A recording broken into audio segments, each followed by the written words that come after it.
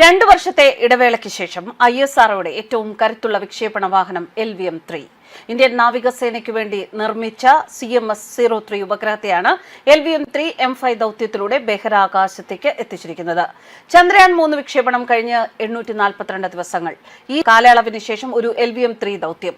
നീണ്ട ഇടവേളയാണത്. നീണ്ട ഇടവേളയ്ക്ക് ശേഷം ISROയുടെ വമ്പൻ റോക്കറ്റ് തിരിച്ചെത്തുന്നത് വളരെ വലിയ ഒരു ഉത്തരവാദിത്വവുമായാണ്.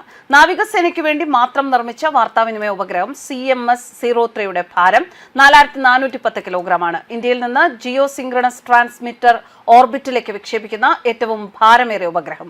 സമുദ്രനിരപ്പിൽ നിന്ന് 36,000 കിലോമീറ്റർ ഉയരത്തിലാണ് GTO.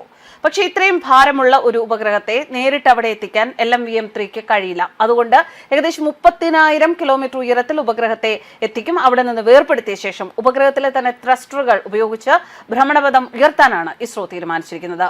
LVM-3യുടെ കെൽപ്പ് കൂട്ടാനുള്ള കൂടുതൽ കരുത്തേറിയ C-32 ക്രയോജനിക് ഘട്ടത്തിന്റെയും ദ്രവ ഇന്ധനം ഉപയോഗിക്കുന്ന L110 സ്റ്റേജിന് പകരമുള്ള സെമി ക്രയോജനിക് സ്റ്റേജിന്റെ വികസനം പുരോഗമിക്കുകയാണ്.